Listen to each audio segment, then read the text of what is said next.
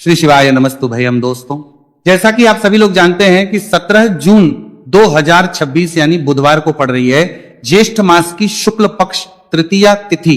और दोस्तों, ये वह तिथि है जो ज्येष्ठ मास में पड़ने वाली सबसे बड़ी तिथि है, क्योंकि ये ज्येष्ठ मास में पड़ने वाली है और इसका बहुत ही बड़ा और विशेष महत्व होता है। पूज्य गुरु जी ने कहा है कि अगर कभी भी मौका लग जाए और ज्येष्ठ मास की तृतीया तिथि बुधवार को पड़ जाए तो आप लोगों को सात हरा दुर्वा का उपाय तो अवश्य ही करना चाहिए। इन दोनों का संयोग बहुत ही कम आता है। इसी के साथ में गुरु जी ने अपनी शिव पुराण कथा में बताया है कि इस दिन आपको सात दुर्वा का उपाय तो आपको अवश्य ही करना चाहिए, क्योंकि ऐसा दिन पूरे साल में सिर्फ एक ही बार आता है। और दोस्तों, आप सभी लोग जानते हो कि बुधवार का अगर सबसे बड़ा उपाय है तो वह सात हरा दुर्वा वाला उपाय है। तो दोस्तों, इस बुधवार तृतीया तिथि के दिन आप लोगों को इस सात हरा दुर्वा वाला उपाय को जरूर करना है। बहुत सारे लोग होंगे जिन लोगों ने इस उपाय को ना किया हो, मतलब पूरा साल निकल गया, उन्होंने किसी भी दिन इस सात हरा दुर्वा वाला उपाय को ना किया हो। और दोस्तों, आपके पास एक आखिरी मौका बचा हुआ है जो कि 17 जून के दिन है। तो इस दिन आप लोगों को इस वाले उपाय को जरूर कर लेना। भले ही आपने पूरे महीने भर इस उपाय को ना किया हो, पर अगर आपने इस ज्येष्ठ मास के बुधवार तृतीया तिथि के दिन अगर इस वाले उपाय को कर लिया तो आपको इस उपाय को करने का वह फल मिलेगा जिसकी आपने कभी कल्पना भी नहीं करी होगी। इसीलिए आप लोग इस वाले उपाय को एक बार जरूर कर लेना है, ताकि आप लोगों के हाथ से ये मौका ना जा सके और आपको इस उपाय को करने का फल मिल सके। दोस्तों, ये उपाय पंडित जी ने अपनी अभी ही शिव महापुराण की कथा में बताया है, जिस उपाय को आज हम आपको बहुत अच्छे से समझाने वाले हैं। इस वीडियो को देखने के बाद इस उपाय को समझने के लिए आपको कोई और वीडियो को देखने की जरूरत नहीं पड़ेगी। तो चलिए दोस्तों, उपाय को शुरू करते हैं। देखिए, ये ज्येष्ठ मास के बुधवार तृतीया तिथि के दिन ये इतना खास होता है, इतना महत्वपूर्ण होता है। देखा गया है कभी कभी बड़े बड़े पूजा पाठ अनुष्ठान से जो मनोकामना पूर्ण नहीं होते, वह ज्येष्ठ मास के बुधवार तृतीया तिथि के दिन एक छोटे से उपाय करने से ही आपकी मनोकामना पूर्ण हो जाती है। और बहुत सारे लोगों ने इस उपाय को किया भी है और उनको इस उपाय को करने का फल भी जरूर मिला है। अगर आप लोग भी इस उपाय को करना चाहते हैं तो आप इस उपाय को करना चाहते हैं, पहले अच्छे से समझ लेना, सुन लेना, उसके बाद करना। आपको इस उपाय का फल जरूर ही, और इस उपाय को कर लेने से आपके घर में चाहे किसी भी प्रकार की दुख और समस्या क्यों ना चल रही हो, आपको उसका कारण भी नहीं पता है कि भाई ये समस्या किस कारण से चल रही है। उसका कुछ भी कारण हो सकता है, जैसे इससे पितृदोष हो सकता है या किसी भी तरह का मंगल दोष भी हो सकता है। तो इस दिन आप लोगों को यह वाला उपाय कर लेना है। ये एक ऐसा उपाय है जिस उपाय को अगर किसी विशेष दिन पर किया जाए तो भाई उस विशेष दिन का जो है वह तो मिलता ही मिलता है, पर हमने उस दिन पर इस उपाय को किया है तो हमें उससे भी बड़ा फल मिलता है, और फल बहुत जल्दी मिलता है, क्योंकि आप इस उपाय को बहुत ही बड़े और विशेष दिन पर कर रहे हो। तो चलिए अब उपाय के बारे में बात करते हैं, लेकिन उससे पहले आप लोगों को यह जानना आवश्यक है कि आखिर यह उपाय किस समय करना है, किसको करना है और कैसे करना है।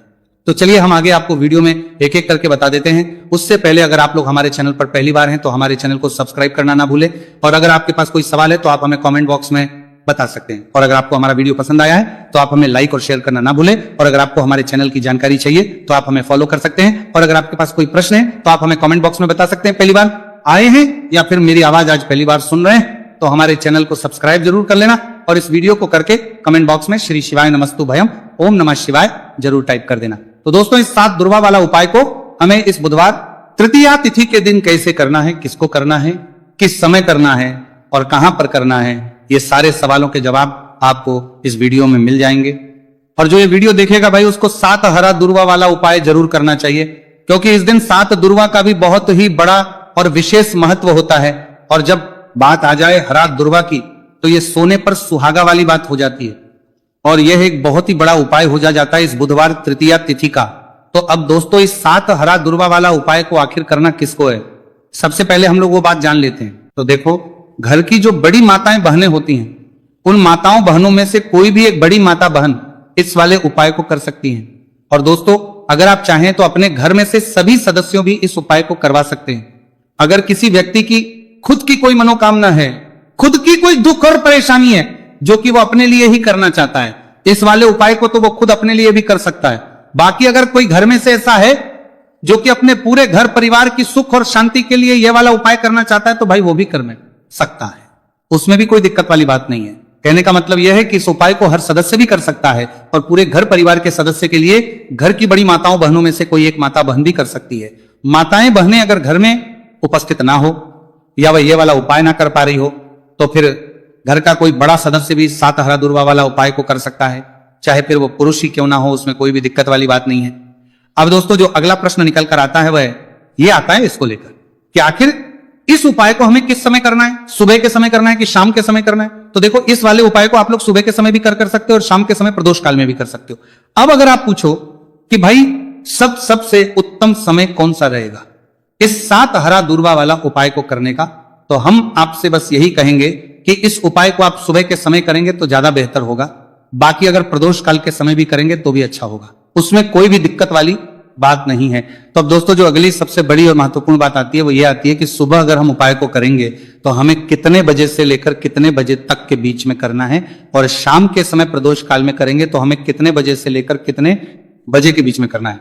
तो देखो सुबह जितनी जल्दी हो सके आप उपाय को करने की कोशिश करना, बाकी अगर कारणवश लेट भी हो जाओ, थोड़ी देर भी हो जाए तो 10 या 11 बजे तक भी आप उपाय कर लेना, पर 12 बजे से ज्यादा देरी ना हो।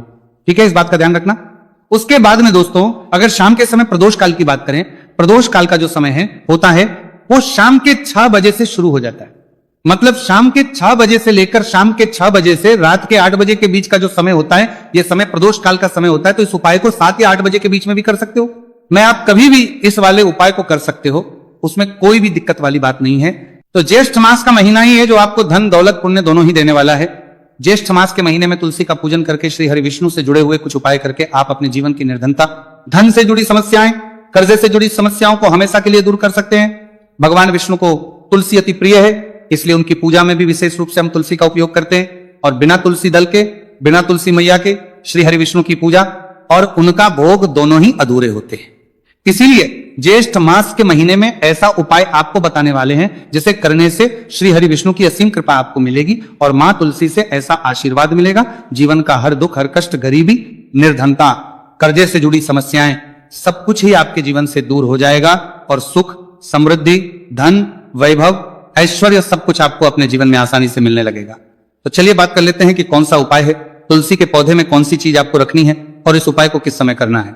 देखिए सबसे पहले तो आपको बता दें कि अगर आपके घर में तुलसी का पौधा नहीं है तो ज्येष्ठ मास के महीने में तुलसी का पौधा अपने घर में लाकर जरूर लगाए, क्योंकि ज्येष्ठ मास के महीने में जो लोग अपने घर में तुलसी जी का पौधा लाकर लगाते हैं, मां तुलसी का पूजन करते हैं, कभी भी मां तुलसी उनके घर में निर्धनता नहीं रुकने देती है, हमेशा उनके घर में धन की वृद्धि होती है, धन की वर्षा होती है।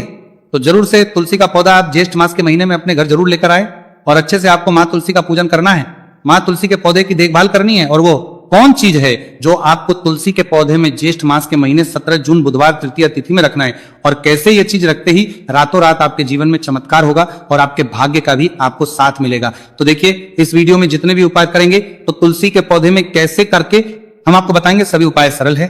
देखो गुरुजी ने कहा है कि बुधवार के दिन आपको 7 हरा दूर्वा वाला उपाय तो अवश्य ही करना चाहिए। वीडियो के अंतिम में आपको उपाय बताया है, आपको करना है। देखो आगे बढ़ने से पहले वीडियो को एक लाइक जरूर करें। देखो सबसे पहला उपाय, यदि आपके जीवन में कर्जा बहुत अधिक है, आपके जीवन में संकट बहुत अधिक रहते हैं, आपके ऊपर बहुत अधिक विपदा आ रही है, बार बार आपको अपने व्यापार में और अपने धन में हानि देखने को मिल रही है, यानी कि आपको प्रत्येक कार्य में हानि हो रही है, तो आपको यह उपाय करना चाहिए। इस उपाय को करने के लिए आपको 2 चीजों की आवश्यकता होगी। सबसे पहले है, आप जानते हो, जो कि भगवान गणेश जी को समर्पित होती है, तो आपको वह हरा दूर्वा की आवश्यकता होगी, साथ ही में एक लोटा जल की आवश्यकता होगी। और आप जब भी उपाय को करें, जिस दिन भी आपको करें, तो आपको प्रातः कल सुबह वह करना है। इस बात का विशेष रूप से आपको ध्यान रखना है, ठीक है।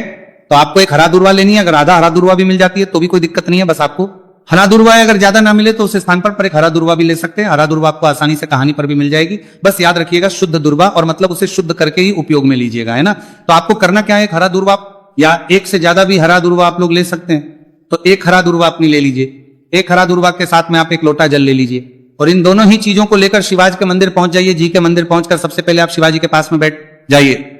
शिवाजी के पास में बैठने के बाद जो शिवाजी की शिवलिंग होगी, शिवलिंग के ऊपर सबसे पहले आपको यह दूर्वा को समर्पित करना है। दूर्वा को कुछ इस प्रकार से समर्पित करना है कि जो दूर्वा की दांडी का मुख होगा वो जलधारी की तरफ हो, जहां से जल नीचे करता है ना, और जो हरा दूर्वा का मिला हुआ भाग होगा वो अपने आप शिवाजी के पीछे की तरफ हो जाएगा, ठीक है।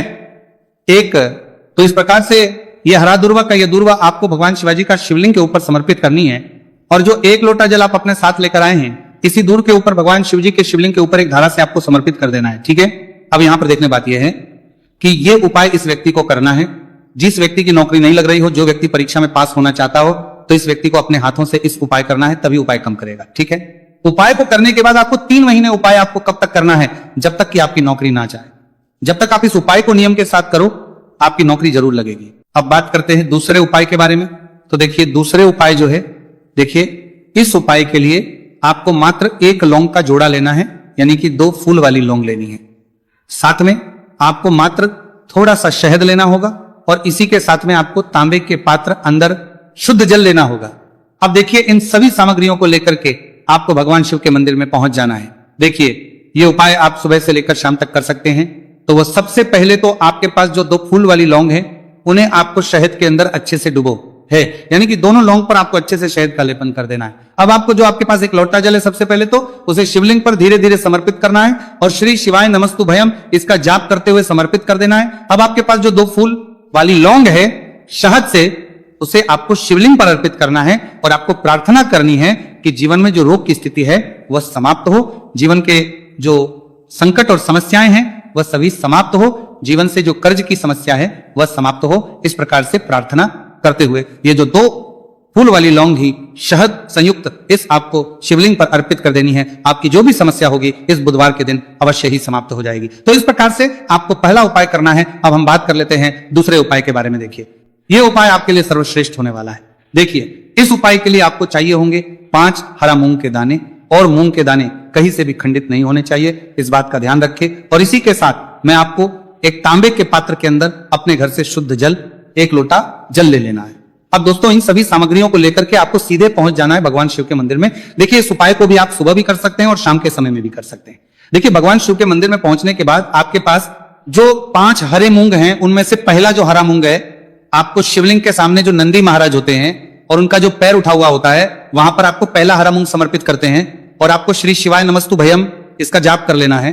फिर आपको दूसरा हरा मूंग लेना है और शिवलिंग पर जो श्री गणेश जी वाला स्थान होता है, वहां पर आपको ये दूसरा हरा मूंग समर्पित कर देना है, यानी कि शिवलिंग के सीधे तरफ आपको ये दूसरा हरा मूंग समर्पित करना है। और फिर आपको ओम गण गणपते नमः या फिर ओम श्री गणेशाय नमः इसका जाप कर लेना है। तीसरा, हरा मूंग का दाना आपको भगवान शिव की सबसे प्रिय पुत्री माता अशोक सुंदरी वाले स्थान पर समर्पित करना। शिवलिंग की जो जलाधारी होती है, जहां से जल बह करके आता है, उसी जलाधारी के बीच में जो कहीं कहीं उठी हुई लाइन होती है सांप की आकृति के रूप में, वहीं पर आपको तीसरा हरा मूंग समर्पित करना है और फिर आपको ओम नमः शिवाय इसका जाप कर लेना है। अब दोस्तों चौथा जो हरा मूंग है, उसे आपको भगवान कार्तिकेय जी का जो स्थान होता है शिवलिंग पर, वहां पर आपको ये चौथा हरा मूंग का दाना समर्पित कर देना है और आप ओम नमः शिवाय इसका जाप कर लेना है। अब दोस्तों आपके पास जो 5वां और अंतिम हरा मूंग बचा हुआ है, उससे आपको उससे जल के पात्र के अंदर डाल देना है और इस हरे मूंग से युक्त जल से आपको भगवान शिव के शिवलिंग का अभिषेक कर देना है। जल आपको बिल्कुल धीरे धीरे समर्पित करते जाना है और लगातार आपको शिव महापुराण के मूल श्री शिवाय नमस्तुभयम इसका जाप करते रहना है। फिर आपको शिवलिंग के आगे बैठकर, यदि आप अपने बच्चों के लिए यह उपाय कर रहे हैं, यदि आप अपने बच्चों की बुद्धि ज्ञान और विवेक के लिए उपाय कर रहे हैं तो उसके लिए आपको प्रार्थना कर लेनी है, या फिर व्यापार में वृद्धि करने के लिए उपाय कर रहे हैं तो उसकी कामना करते हुए आपको प्रार्थना कर लेनी है, या फिर अपनी नौकरी के लिए कर रहे हैं, या फिर अपने इंटरव्यू के लिए, या फिर धन की प्राप्ति के लिए कर रहे हैं, जिस भी कामना के लिए आप उपाय कर रहे हैं उसे परिपूर्ण करने के आपको महादेव से प्रार्थना कर लेनी है। और फिर आपको वापस अपने घर आ जाना है। पूज्य गुरु जी ने कहा है कि जो भी व्यक्ति इस उपाय को कर लेता है तो यकीन मानिए आपके जीवन की जो सारे संकट, कष्ट और बाधाएं ही वह सभी समाप्त होंगे। अब हम बात करते हैं अगले उपाय की। इस उपाय के लिए आपको एक दीपक लेना है। दीपक आप मिट्टी का भी ले सकते हैं और शुद्ध आटा मढ़कर उसका दीपक भी आप तैयार कर सकते हैं। अंदर गोल बाती का प्रयोग करना है और दीपक के अंदर आपको शुद्ध घी का प्रयोग करना है। इसी के साथ में आपको मात्र 1 फूल वाली लौंग लेनी होगी। अब ये एक दीपक और 1 फूल वाली लौंग लेकर के सीधा आपको पहुंचना होगा बरगद के वृक्ष के। वहां पर देखिए सबसे पहले तो आपके पास जो 1 फूल वाली लौंग है उससे आपको बरगद के वृक्ष की जड़ में समर्पित करना है। देखिए अगर आपके जीवन में कोई भी बड़ा संकट आने वाला है, कोई बड़ा कष्ट आने वाला, तो वह इस उपाय के माध्यम से दूर होने वाला है। महादेव की विशेष कृपा रहेगी कि जो भी संकट आपके जीवन में आने वाला होगा वो भी दूर हो जाएगा। तो आपको एक लौंग समर्पित करनी है बरगद के वृक्ष की जड़ में और वहीं पर आपको जो है गोल बाती वाला दीपक जो आप लेकर के गए हैं उससे भी वहां पर प्रज्वलित कर देना है। वटकेश्वर महादेव का स्मरण करते हुए, देखिए जब भी आपको जीवन में इस साल लगने लगे कि आपके जीवन में कुछ भी अच्छा नहीं चल रहा है, तब भी आपको इस उपाय करना है।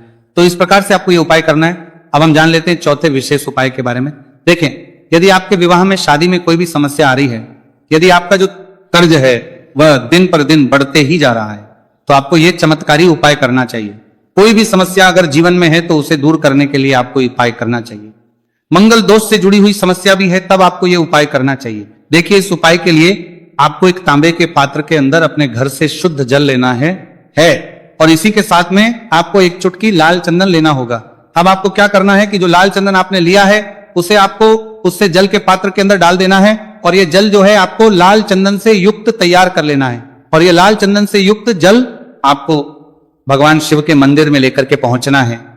लेकिन उपाय भी आप सुबह से लेकर के शाम तक कर सकते हैं।